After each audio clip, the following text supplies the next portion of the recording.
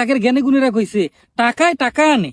আমি মোবাইলের ভিতরে টাকা ঢুকাইলাম, ডিপোজিট করলাম, বয়ে বয়ে বয়ে বয়ে নীরবে খেললাম, আর টাকারে টাকা। আজকে 10,000 টাকা 15,000 টাকা লাভ হয়েছে। কালকে তো আমি 1 লাখ 2 লাখ 5 লাখ 10 লাখ কোটি হতে যাবো গা। এই শালায় একটা বিল্ডিং করে বাপ দেয়, আমি বিল্ডিং 5টা করবো।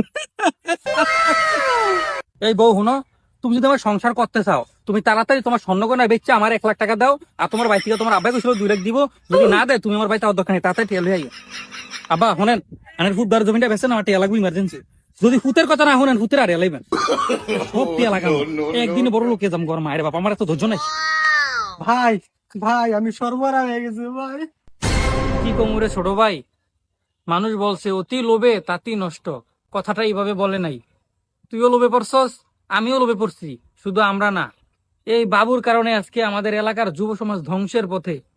সবাই এই ধরনের বাজে কাজে লিপ্ত হয়েছে, এই জুয়াতে লিপ্ত হয়েছে। টাকার লোভে পইরা আমরা আমাদের বাড়ি ঘর সবকিছু বেচালাইছি। আমি আমার বাড়িটা বেচালাইছি, আমার ঘর আমার জায়গা সম্পত্তি সব বেচালাইছি। আমার বউ আমার সাইডা চলে গেছে, এই জুয়ার ভিতরে ঢুইকা জীবনটা শেষ হয়ে গেছে। কিন্তু সে কো, ওই কো, ওরে ছাড়তাম না, ওরে ছাড়তাম না। এই যে ভাই ধরো নিউজটা দেখেন। চাঁদপুর জেলা মতলব থানার আরিয়ান বাবু নামক এক ছেলেকে পুলিশ আটক করেছেন। সে জুয়া নামক এক নেশায় আসক্ত হয়ে এলাকার অনেক যুব সমাজকে ধ্বংস করছে। পরে পুলিশ অ্যারেস্ট করছে ঠিক আছে, কিন্তু আমাদের যে সব শেষ, এটা দায়ভার কে দিব?